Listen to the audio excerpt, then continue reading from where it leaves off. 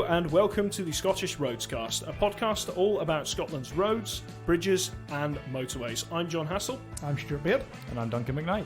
It's good to have you back, Duncan. Hello, John. How are you? Yeah, I'm not too bad. Not too bad. How are you, Stuart? All good here, thank you. Good. So, a very special episode this time. It is the A96 podcast. I've been waiting a long time for this one, Duncan. I know, we've been waiting a long time. We're very familiar with A96, aren't we? We are indeed. Just to set the scene, this was the second major trunk road that I grew up alongside. Was it? Yeah, well, I'm not far from Elgin. Oh, of course, with the accent. Oh, yes. Brace yourselves, people. Brace yourselves. You're in for some interesting details from these two. Indeed. This podcast, I will be very much like you guys listening at home. Yeah. We'll be sitting here listening with interest and asking the occasional question. Right, we'll edit out any snoring from Stuart's side. No, the A96 is something very dear to me, but I actually don't know much about it in terms of its history, its background. I've always found it quite mysterious. So, Duncan, you were kind of put into looking this one and getting the story behind it, which I'm really keen to hear. Just tell us before we get into the guts of it, what was it like to research this one? Because I came up against a dead end every time I wanted to look into it. It was interesting. It was very interesting. Okay. The British Newspaper Archive, which we have a subscription to in the archive, Oh, fantastic. that's been a fantastic resource because one of the main papers they've got is the Aberdeen Press and Journal. So that's been very helpful with all the roads things. I've got a couple of people to thank who have helped out as well. Thanks to our friend Graham Yule. Yep. Graham, yes, good old Graham. Graham, he's sent over lots of things. Ian Hill, he's using the British Newspaper Archive and he's using it to factualise Sabre a bit more, so we're getting some more opening dates on the page there. And Yeah, Sabre terrific. could certainly use a lot of factualising. Is this on their wiki? On the wiki pages, Right, okay. yes, no opening dates. And a chap called Alistair Henderson, and he was involved with tractor shovels and William Toes on several projects, so he sent over some bits and pieces. Tractor So shovels. thank you to him. Yes. Terrific. No, that's fine. So setting the scene for the A96, it is a trunk road in Scotland. It is up in the northeast Yes. of Scotland. It connects Inverness and Aberdeen, and it is around about 101 miles long. 101. Yeah. 101. 101? 101, Yeah. something like that. It connects and it bisects a number of towns. Okay. So it goes through Nairn, Forres, Elgin, Fochabers, Huntly, Keith, Inverurie, and eventually Aberdeen. And it's got a total of about 10 miles of dual carriageway. And the rest of it is made of single carriageway of varying standard, and it's got a lot of climbing lanes in there as well, overtaking lanes. Yeah. And it's got a lot of upgrades along it, but it remains a bit old-fashioned in places where not much has happened to it. So we might be jumping around a wee bit, but we'll keep you right. Okay. We'll certainly do our best. No problems. I certainly have a lot of opinions on this road and the sections of it as we go through. Yeah. I remember, actually, Duncan, you've been on it many times, as have I, but Stuart, you've only driven it end to end once. Once, correct. I've used the Inverness to Nairn section many times, but I've only driven it end to end once, which was with yourself, John. Yes, that's right. We came from Aberdeen and we went up to And Inverness. I found it quite an enjoyable drive. Did. What is this? Enjoyable. Seriously. It's very different parts of it. I mean, it starts at the Aberdeen end. Obviously, you mentioned about dual carriageway there. It's actually quite a good standard at that end, and then it becomes very rural and it becomes quite old-fashioned, quite arcane in many ways. And yes, there are bypasses along it, but I have found myself. You mentioned towns there, Elgin. You've also mentioned Fochabers. And Keith In as there, well, yeah. that goes through. You've been stuck in all these places Right. and stuff like that. I mean, on So- the day that we used it, we weren't in a hurry. No. We were just there to see the road Yeah. and for me to get a feel for what it was like. And I found it to be a perfectly reasonable rural trunk road, certainly better than the A87 or any of those other types of trunk road in the west coast. Yeah. Yeah, Well, the A96 has one fan, clearly. That's really good. That's good. Hopefully it's got some more. Okay. But I'll kick off with this. So in my newspaper research, I found a quote from a chap called Sandy Bremer who wrote in the Aberdeen Press and Journal about the A96, and I thought, I have to say this quote. So, it has been said you can spot A96 drivers at a glance. Their furrowed brows, clenched teeth and frayed fingernails give them away. All those winding miles stuck behind convoys of slow-moving vehicles certainly take a heavy toll on the nerves, and few motorists survive the 100-mile journey without at least one close shave with a driver desperate to overtake. That's intense. That was, but it's oddly true in many ways. It is frustrating. I don't drive the route end to end, or I never really did unless I've done it deliberately. I was always kind of hopping on it either Forres or Elgin or Keith. Question: Yes. Do many people drive it end to end on a regular basis? Think too many people do as a commuting thing, but certainly businesses and commercial traffic use it for that reason. Yeah. Okay. But a lot of people, these places I found, Duncan, I'm sorry, you might cover these things, but Elgin, Fochabers, Mastol, Keith, they're all kind of dormitories in a lot of ways for either Inverness or Aberdeen. People move to these places, they actually, because they live there and then they commute to either end. So it's a commuter road. It is a commuter road, and it connects all these kind of places up. So not often they go in end to end, but certainly between the towns, you know. So there's a lot to go through. So I'll get fired in. Shoot, please. Yep. Stuart, where does the A96 start?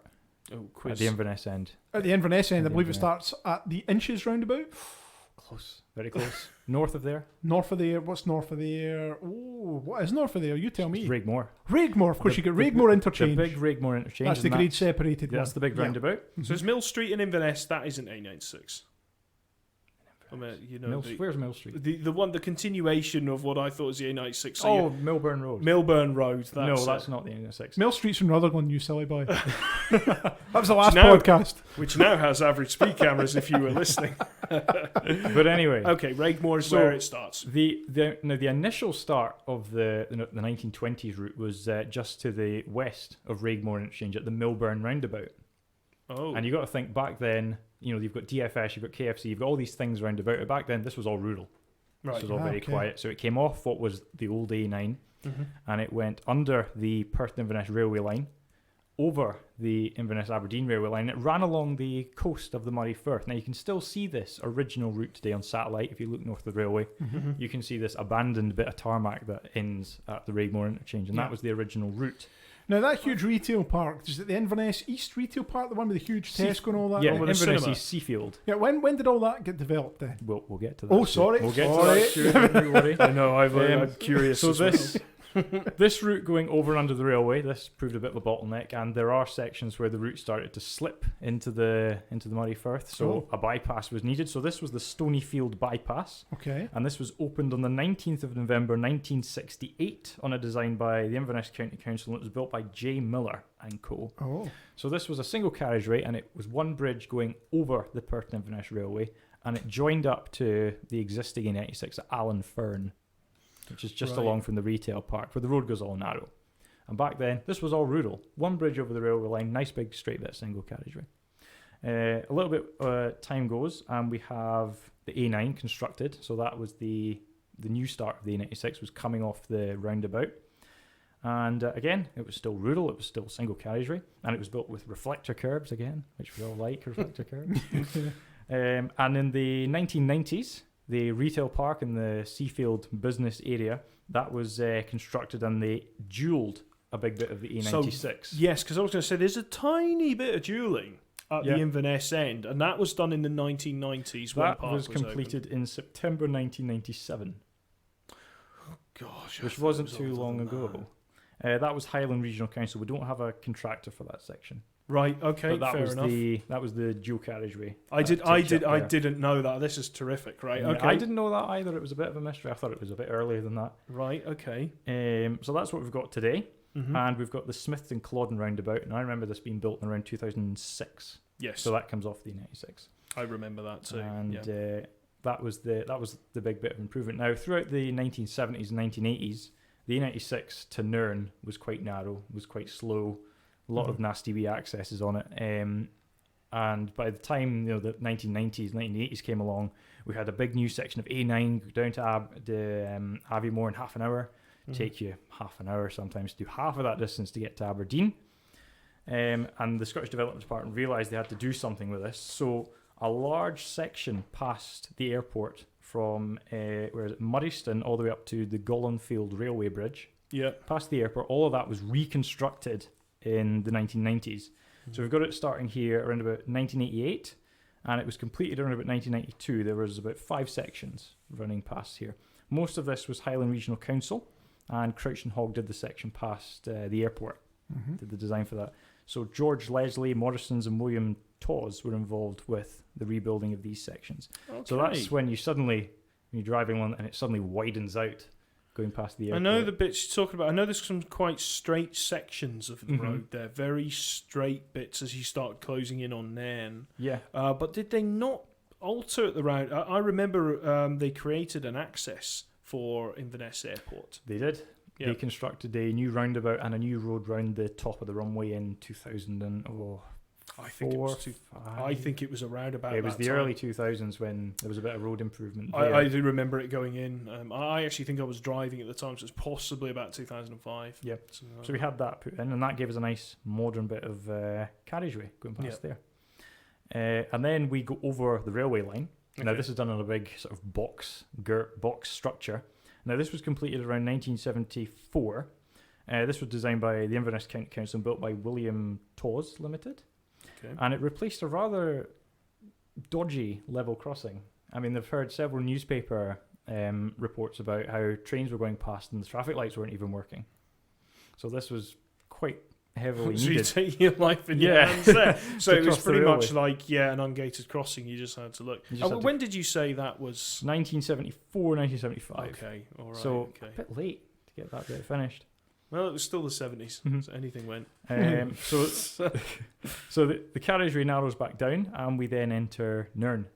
Okay. We're into Nairn. Now, Nairn can be fast to go through off-peak. It can take about 5 minutes to go through it. They've added a lot of traffic signals to it to try and speed things up.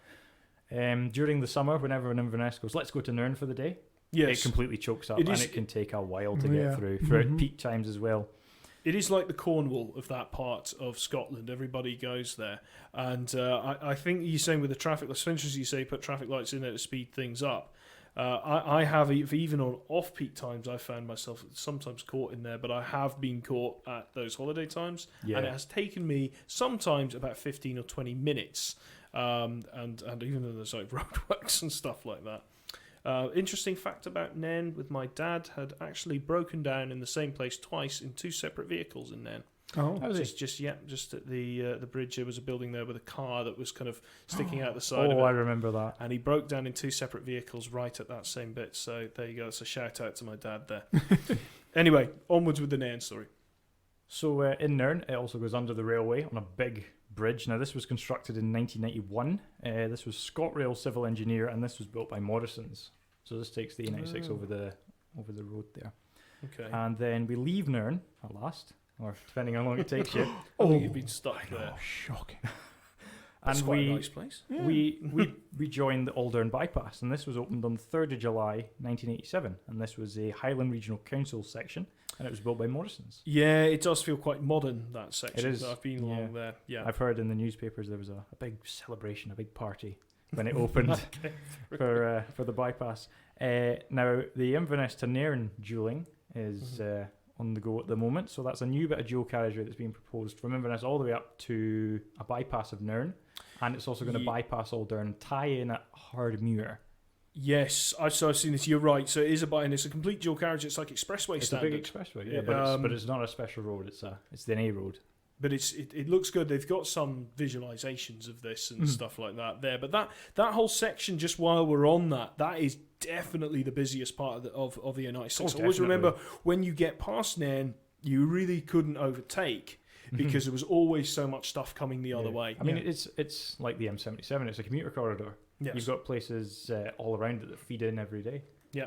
You get places like that. You know, I've actually been stuck in that Inverness to Nairn section as well in traffic. Yeah, so it was a Saturday afternoon, maybe almost 18, 20 years ago, and I was up there visiting someone, and we'd gone to Nairn on the way back. It was chronic. It was absolute. It can be quite slow. I found that it moves, but it's just slow. Yeah. Takes a bit of time, and a tractor ruins everything. Oh, I know. But what I Definitely. always find when people moan about the tractors, fair enough, the farmers have got to do what they got to do, but they don't stay on the road that long. They often come on and they're just going from one Lots end. of little accesses on and off. Yeah, exactly. So I've not got anything against the tractors. Yeah. I just want to specify that. Yeah. So beyond Aldern, we've got our first climbing lane that we encounter as we go over the border into Murray, I think, from Highland. This was completed in August 1991, so this is the westbound overtaking lane going up the hill. I think it's called the Fedden Bray, I believe it's called. I've never known it to be that. All I remember is that everybody drops a gear and desperately tries to get past at once. It goes past Fedden Farm. Yeah. So it's named after that. And then we've got Brodie. Have you been to Brodie? Yes, I've been to Brodie Castle. I like Brodie. There's some nice things from there. That section there has a 50-mile-an-hour limit. And I think as far as I've ever driven the road, it's always been 50. I always remember that bit, but you had to drop down to 50 miles an hour at Brodie. There's a lot going on. Yeah, no, there is. No, it's an agreeable speed limit, to be honest with you. But that's just something I always think of at Brodie. Oh, the 50s there. Mm-hmm. Yeah. It's quite nice. So going on from there, we've then got the A96 going over the River Findhorn. Beautiful bridge. Beautiful bridge. Indeed, we had a socials post about this not too long ago. Yes. Yeah, so tell us a bit about that then, Duncan. So the history of this was formerly a suspension bridge, and it was essentially a sort of two big masonry towers on each side of the river with a big cable going between them because of the violence of the river when it's in spate. So they built a suspension bridge. This was completed in the 1830s. Okay. So this was replaced in May 1938 with the current structure, which is a big with a big arch going over the river. Right, so that lasted then for what, 100? Just over 100 years. Just so about 108 years, so it's 1930s or something, whatever it was. I never knew that. Yeah. No, there's a Yeah. postcard floating around of the old bridge I as well. know. Yeah. Yep. It really is. Spellbinding, this information. And did you know as well that when there was a flood at some point in the 70s, I think the maximum height of the river is engraved It's into engraved the on the sandstone. bridge. Yeah, It was someone on social media pointed that out, and it was quite interesting to see the That's picture. really good to get some engagement. So this new bridge that's there. So this is obviously it's kind of pretty normal looking kind of concrete bridge that we've got there now. It was designed by Blythe and Blythe, and Murray and Nairn County Council had a bit of involvement with the design as well. I know this because there's lovely plaques on each side of the bridge. Terrific. Showing you the dates. And it was constructed by A.M. Carmichael, and the steel was taken up by P&W McClellan from Glasgow. You heard of them? I've heard of Carmichael. Carmichael, yeah. Carmichael done something with the Fourth Road A.M. Bridge. Who they also did some with the M8. They went bust when they were building the M8 Livingston to Newbridge section. Oh, were they? And then they were replaced on that by Tarmac? No, it was Logan, and then it was Tarmac. And then it was Tarmac, yeah. So this bridge opened in May 1938, and it survived, and it chugged along nicely until there was a deck line failure in 1988. So there was a bit of panic, a bit of temporary traffic lights, and the bridge was refurbished in 1988 and 1990. Again, Blythe and Blythe were the main designers of this, and Fairclough won the contract. So they built a temporary bridge where the original suspension bridge was to go over the river. Oh, okay. So that's how they kept things going, and it was reopened in 1919 March. Yeah, because I was going to say I never remember any works being on it. It's pre kind of my times. Yeah. But okay. And then we've got the Forest Bypass. This is the mysterious bit of road that I always found was very odd. Well, because it's a section of dual carriageway, technically speaking, but it's only one lane in each direction. I'm like, who done this? So this mysterious road, section was opened on the 21st of September 1988, and it was our friends from Glasgow, Baptist Shaw and Morton, who were the designers of this, and it was built by Morrison's, and it's got that dual carriageway in the middle. Yeah. And a fun fact, 6,000 trees were planted for landscaping. Oh, that's good. Quite impressive. That offsets its kind of a carbon thing, I suppose. The other thing I know about that is they actually moved the railway station. When they done that job, the old station building in Forest, it is, as far as I know, still there, but they actually relocated the railway station, I think, as part of those works. That's the only thing I could kind of find out about it. Right. And if you go past Forest railway station, you see it's a more modern construction. I've criticised it in some ways. I was like, why not just make this a full-on kind of dual carriageway? But I thought to myself, maybe they... Maybe it didn't justify it, and we wanted that central reservation there to make it safer and have people turning across it. So moving on from Forest, we've got another climbing lane at Alves, and this goes eastbound up the hill. And this was opened in 1993, and this was designed by Grampian Regional Council. I don't think we mentioned them on the podcast before. We don't mention them often, actually. We're not often in the northeast. Aberdeenshire. So we're going to mention them a lot because they've done quite a bit of work. We're barreling towards Aberdeen. Yes. And this thing, again, another 50 limit as far as I know. It's going through Alves. Through Alves, but it goes NSL going up the hill. It does. The climbing lane. And then we go through a nice bit of forest going into Elgin. I quite like that forest. I do as well. Very twisty bit of road, a lot of double white lines on it. Reminds me of the Batman movie from 1989. when he's going to the Batcave. Does it? Does anyone else get that, or is that just me? I think it's just you. I All right, think okay. it might just be you. You know, there's been that many Batman movies though. You could easily be confused. Duncan, I think, would be more like the Adam West, Burt Ward Batman and Robin. Absolutely. Yeah, that I type think of, that. yeah. Yeah, that's Because definitely up in the Highlands, that'll be the most recent version of Batman you've seen, isn't it? No, Stuart, we're not having I anyone was insulting going to say comments like that that. there might be lots of people listening from the Highlands and think, no, we're not. Sorry, Central Belt guy here. Sorry. Anyway. Don't worry, there's two of us, Duncan. Okay. So yes, the lovely bit of road that goes through the woods there as you're approaching Elgin. My opinion on it, I learnt to drive a lot on that particular section. Couldn't get past anyone. Absolute nightmare if you got It's double white lines. double I think, white for a lot lines of it. everywhere. Yeah, but it is a very scenic drive. It is. And it has this very funky building as you go towards So it does. I think it used to be a restaurant. Yeah. I don't know what it is now. I mean, A funky building. it's all Please, woods. what determines whether a building is classified as being funky? It's just unusual. It's Okay. it's all kind of like this wooden building. I don't know what it is now. I should have looked it up, You, but I think you it's have to drive the 96 to see it if you want to have a look at it. Okay. Coming up to Elgin, we go over the River Lossy on the Sheriffmuir Bridge, and I found a date of September 1959 for this improvement. It replaces an old bridge which you can see in the north. Yep. And this was a Murray and Nairn County Council section. Okay. And we don't know the contractor. So moving on, we've then got Elgin. We then enter Elgin, Yes. the home of John Hassel. Well, nearby. Nearby John Hassel. Yeah. Now, this is one of the places that has been screaming for a bypass for ages and ages and ages because it goes through the middle. Well, Yes. It used to go through the middle of Elgin. That's right, and I remember when they. Well, do I? I remember them pedestrianising the high street, That's the old road. the old road. But I do believe that this was early 1990s. That the kind of town centre bypass was open. But I'm sure you're about to tell me this. Yeah.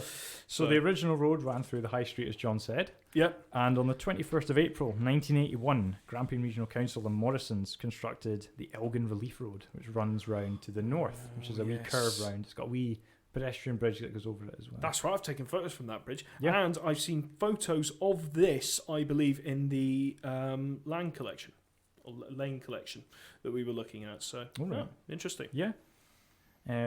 So after you get through Elgin, there's a lot of roundabouts in Elgin. After you get through here, you've got the Landbride Bypass. I have to check my pronunciation of this. Landbride. Landbride. And this opened in July 1995, and this was William Halcrow and partners who did the design for this. A wee fact about this, it was the bypass itself was meant to be phase 1, Yeah. and phase 2 was about a mile of dual carriageway coming off up the hill to the east. And of course this was dropped. Why? I don't know why. I don't know why. I'm just thinking that would have been brilliant. But there's I don't know why, because it is a bit of a hill climb getting up there, because there was an improvement that happened earlier on at Loch Orr, and this was built by William Briggs, and this is the Loch Orr diversion. So there's a new bit of single carriageway there, and that's where there's an AA phone box next to the road there, I believe, if my memory serves me correct. One of the few ones that are remaining. That's right. I think they call it Threepland because there is a scheme that was proposed quite a few years ago to straighten that section of road out. Right. But just in that area where the AA phone box is, but I don't think it's come to anything, to be honest with you. I'm kind of just going off the top of my head now. It's interesting, you mentioned the Landbride bypass, which is kind of between Elgin and Landbride, and you mentioned all these roundabouts in Elgin. I remember it getting to a state when I was living up there in the 90s and the noughties, there was a new roundabout going in every year. Was there? Elgin is basically creeping east constantly. Yes. There is also a new roundabout that they put in a couple of years ago between Landbride and Elgin, which serves a new Eurogarage's services. Yeah, I remember that being built. Yeah. So that's just some things I'll chuck in there. Yeah. And then we've got a scheme which we all like in the archive, the Fochabers and Moatloch Bypass. Fochabers Moatloch Bypass, yeah. Yes. Scott Wilson, our friends, had some involvement in this, and this was constructed by Morrison's. Yeah. So you've got a bypass around the south? It goes south of Moatloch, and it kind of goes slightly to the north of Fochabers, and it utilises the existing Spade Bridge. Yes, it does indeed. We'll get to that in a second. So the Moatloch Bypass opened on the 27th of September 2011, and Fochabers opened on the 31st of January 2012. So these had been on the books for a while. A lot of the A96 schemes were ditched in the 1990s road review, and that was there was a lot of other stuff ditched as well. So these are finally getting approval and moved. I just want to mention something here about this. Stuart and I, a number of years ago, met a really nice chap. He stayed up in, I think it was Kilsyth, and he worked for Halfords, the architects, consulting architects. They had, and it was his last job that he worked on. He done work for that Moatloch Bypass. Andy Talloch. And he said he remembered going to the inquiries about that, and everybody was screaming from the rafters saying, why don't you just make it as a dual carriageway through here? Because it's W2+1. It's W2+1, so you guys have taken this. And can I just say, it is beautifully landscaped as it goes past, was it Gordon Castle? Yeah. And it goes past there. It's so beautifully landscaped. And just to think, I've seen all these dual proposals and I think, we've just built that and then they're going to have to widen it again, to put it through there. So, old friends Halfords from Glasgow. Halfords. Not Halfords. Halfords. That's what I said. Halfords. I was going to say they come around and fix your windscreen wipers for you. Anyway, that's enough advertising for them. So Moatloch Bypass. It was a roundabout at the end, and then we start going towards Keith, and there's another 2+1. Of course, we've got the bridge between the two bypasses. That's the Spey Bridge. Oh yes. Now this replaces the old Thomas Telford structure, which is built built next to Baxter's. Yeah. Yeah. It was built in 1809. It's a beautiful bridge, big arch going over the river. The current bridge is a big two-span box girder structure, pretty much an identical copy of one near. Is it Craigellichy? Craigellichy, Fairhurst the also A941. designed. Yeah. Yep. So Fairhurst were the main designers of this, and this was built by Cleveland Bridge, and William Todd had a bit of involvement as well. And this was opened on the 25th of May 1972, so it turned 50 not too long ago. Oh. Well, it is interesting, that one, like I said, I know the other bridge. But as it's a copy of the one near Craigellichy, Craigellichy is, of course, actually very close to where I come from, so that's fine. Both of these bridges were delayed a wee bit in the opening because we've got the Medicine Committee rules for box girder structures after a failure in, was it Milford Haven? Stuart, and Melbourne. And Melbourne, yes. Yeah, so there was a bit of design revisions and checks that needed to go. So it was a bit delayed, but we got it eventually. And then, John, as you said, after Falkers, we've got a very long climbing lane going up the hill, and this was opened in 1990 in November. And this was one of the first climbing lanes as part of a bit of a route strategy to say, well, how can we speed this road up a wee bit? Yeah, so reduce climbing frustration. lanes, And I think route strategies were very popular with the Scottish office in the 90s. Most of the major trunk roads had one to an extent. A68, A7. A9 had many. Yeah. And I think, John, you'll agree with me, after Fochabers, if you're going all the way to Aberdeen, the road becomes quite quiet. Does become very quiet. I'm just going to mention as well, there is an old ghost bit of carriageway you can still see here. When they done the Moatloch Bypass, a bit of that climbing lane that you mentioned on the other side of Fochabers was actually chopped off, and you can see it now. It's a dead end. There's a dead end. It's basically turned into a bit of a street. But yeah, it's interesting. I remember because it was always terrific to get past people on that. Yeah, but you're right. It then I found it the section towards Keith. From that point onwards, because the A98 plugs in there. Most of the traffic goes up there. A lot of people go off that way at that point, and then kind of between Fochabers and Keith, it's only your strategic traffic, or people or your locals going to these things. And so we've got a windy bit of road as you go towards Keith. We then pass through Keith. Yes. Now they've been wanting to bypass Keith for some time because it's got a bit of a nasty alignment going through it. There's a couple of narrow bridges as well. That's right. This has been proposed since the 70s, and this bypass, which is a wee road around the south, this was binned in 1997 when there was a bit of revision going on. Yeah. We've spoken about that a lot. Yeah. Was that a dual carriageway, or was it just a single? It was just a single carriageway. I think it had a roundabout in the middle. Right. So it was similar to Huntly. Right, if it's going around, I can see roughly where you're going to go. So they did always plan a Keith bypass then, because I know Keith. I remember being kind of around these parts. They did campaign for this. Yeah, there's the pictures and things in the newspaper reports of this is what it's going to be. It's going to be coming. This is going to be coming. There's a bit of delay, but it's going to be coming. Oh, and then it's not anymore. Poor people of Keith. Yes. So yes, I know the A96 goes through there and it turns up along a street called Moss Street. It goes along Moss Street. I remember that. Oh, right. And So along this sort of rurally, sort of hilly section of the road, we've got several overtaking lanes that were open throughout the 90s. We've got a lot of realignment that happened at Coachford in 2005. You remember this being built, John? Yes, I do. Mhm. An overtaking lane that went in there. And Yeah. I think they took out some nasty bit. I think it's a bit up and down that section of road, but I know the section you're talking about. Yeah. It's incredibly quiet though, because It I is. came across that quite a few times. There's nobody there to overtake. It's So, like yeah. the Dromochter Pass of the A96, Yeah. really, this long section. We've then got overtaking lanes at Ashgrove and Bin Hill. These were completed in October 1992, again Mhm. as part of the strategy study. And that takes us to Huntly Bypass. Yes. And this opened on the 22nd of September 1978. And it was built by Fairclough and Grampian Regional Council were the designer of that. Okay. There was a wee advance contract because it goes under the railway on a very low bridge. Mhm. And this was built by Mears Construction. And this was a bit of advanced works that went on. It's a fantastic bypass. When I was going to Aberdeen, I'd often go from Dufton over the road called the A920, and that would actually connect directly onto the Huntly Bypass, and that's where I'd often be making my journey towards Aberdeen. So there you go. There's the road over the moors there. Very, very Mhm. quick road, actually. Yep. But no, yeah, Huntly Bypass. So it's one of these towns, again, Huntly's a funny one because I don't ever go in it because it had a bypass. A very few times I'd actually been into Huntly. Have you been into Huntly, Duncan? I've not been into Huntly. I've been round it.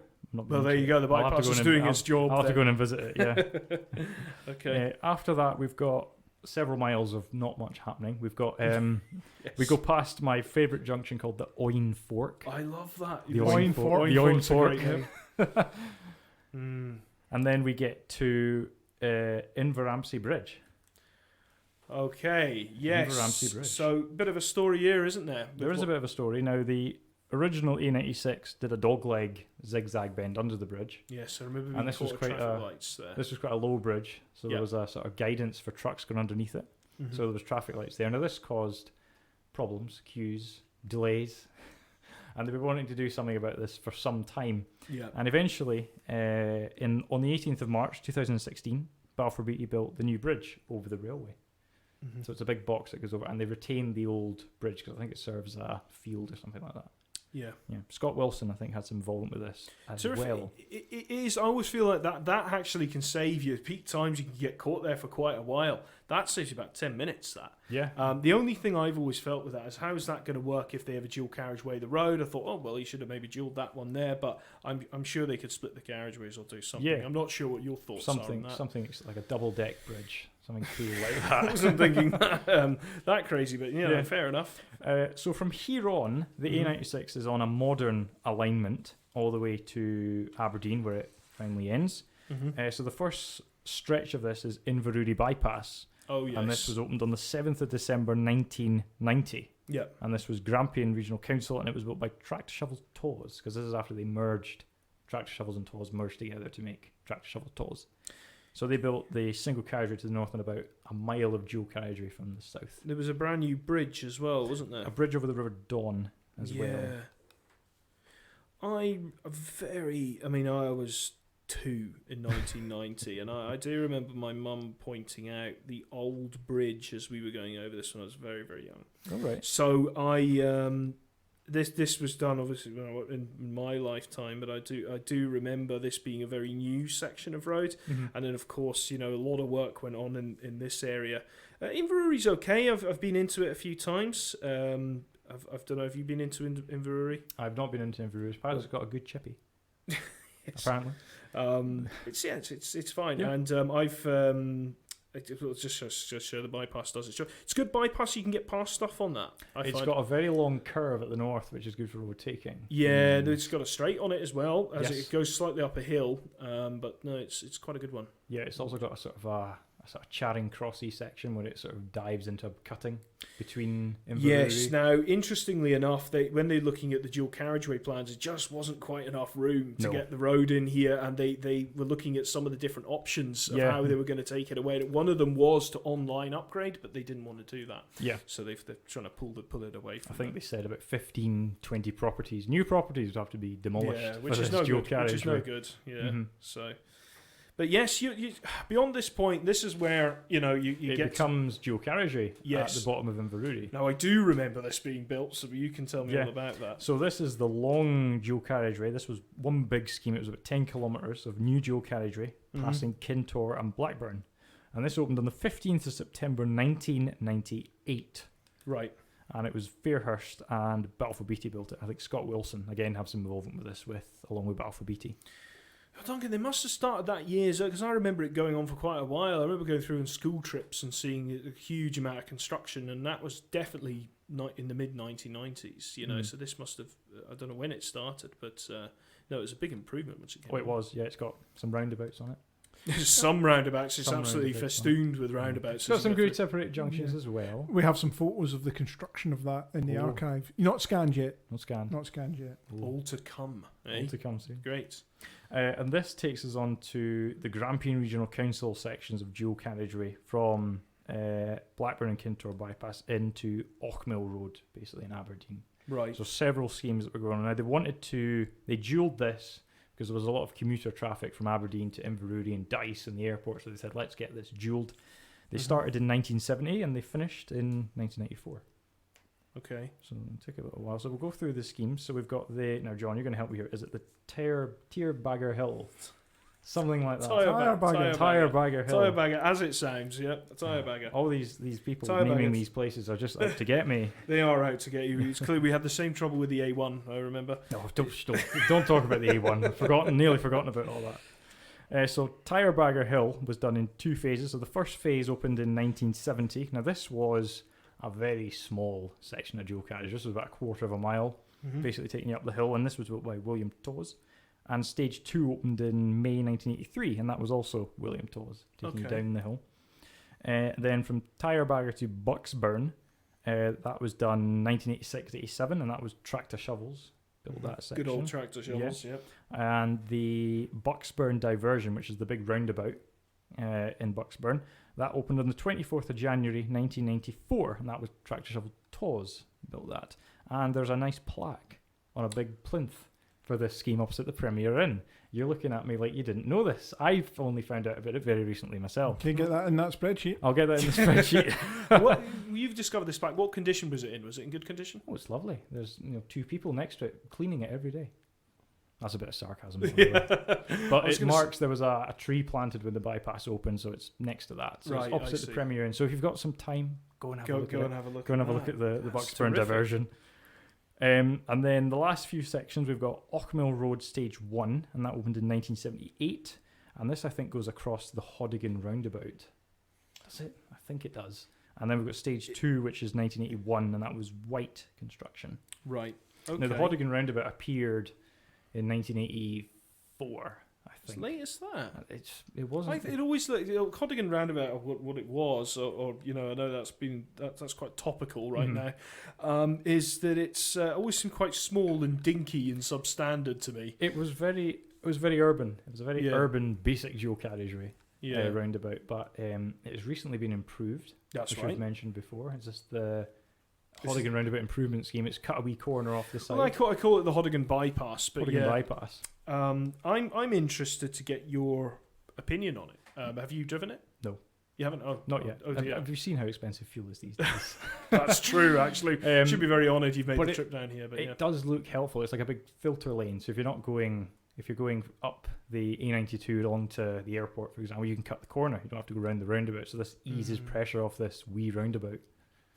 I always feel, I've had some discussion about this on other ones, it's probably made it a lot easier to cross the whole thing on foot or bike when you're going through. So I'm interested to see how it performs, to be honest with you. I'll have to go give it a drive and a look.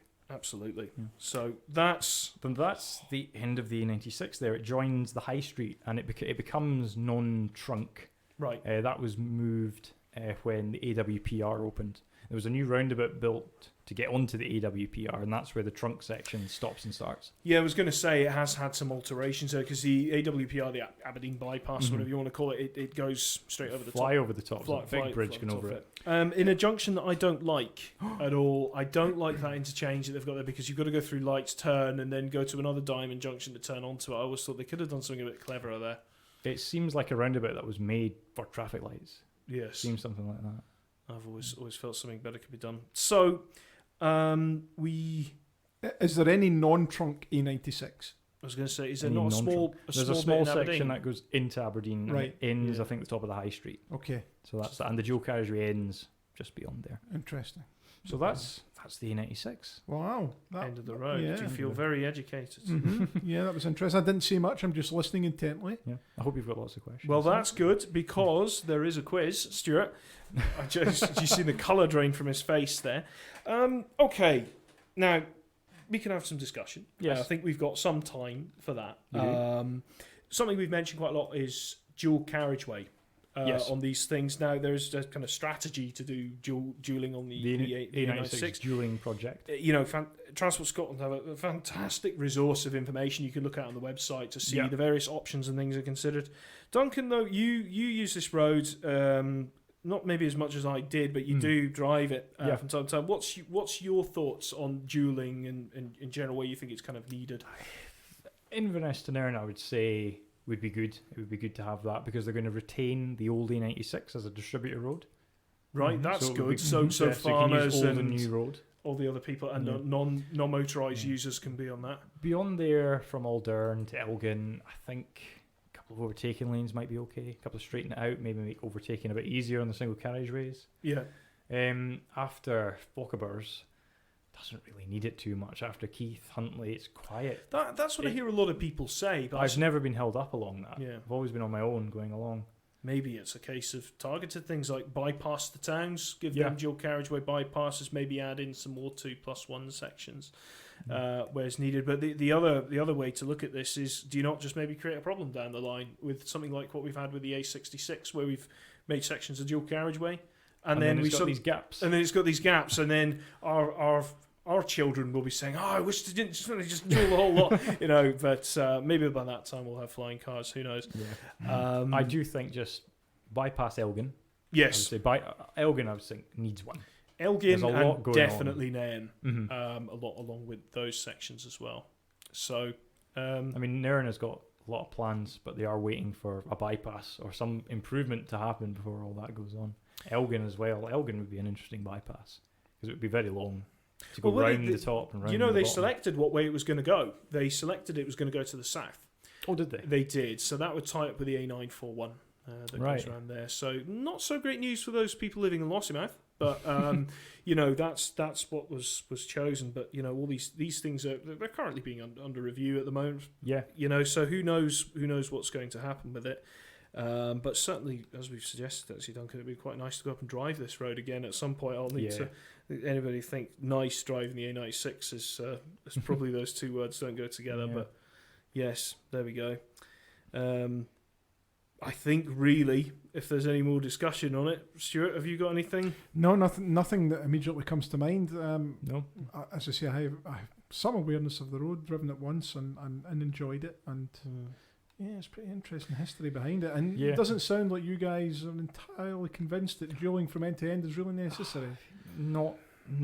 I think Personal for opinion, no. From some safety aspects, you could certainly argue the safety case. Yeah. You could also argue the capacity case, but only at the extremities. Yeah. So when you're looking at Inverness and Aberdeen or in around major areas like Elgin and certain stuff like that. Mm-hmm. Yeah. But how do you ensure economic growth as well? Are you going to have dual carriageway that is sitting very quiet for years and years and years, while you've got other places that are getting clogged up with traffic? Yes, there's certainly lots of parts of that. Scotland, especially in De Vries and Galloway and so on. Roads will not mention that they've been campaigning for these sorts of things as well. So everyone has to wait their turn. Mm-hmm. No, listen, guys, very interesting. And Duncan, thank you. Thank you. Yes. Obviously, well researched and pulled together. John, obviously, you've got a lot of working personal knowledge of the road. That was obvious. So very interesting for someone like me, my central belt hat, on, listening in. That there is a world elsewhere. There is a world elsewhere, and it doesn't have blue signs. When does this E96 page going to appear on our website then? Oh, is that all that's coming? a terrific question, Stuart. When will it appear? Yeah, no pressure. Probably when the M9 page comes out. Yeah. No, well, listen, Duncan, thank you for that. Really appreciate that. John, good time to mention our sponsors. Absolutely. I'd like to thank Eastford Excavations and Highway Barrier Solutions and all the other partners who have helped us with this as well. And if you do want to help us with our running costs, we are always very happy to accept donations.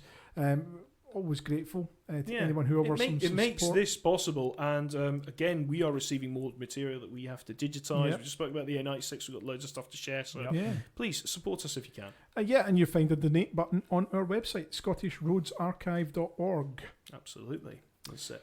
All right, gents. Well, I think that's us come to the end of another wonderful podcast. Yes. Indeed. As we say every edition, you can find all of our podcasts in the usual places: Spotify, Podbean, Apple Podcasts. If you like them, and we hope you do, you must if you keep coming back.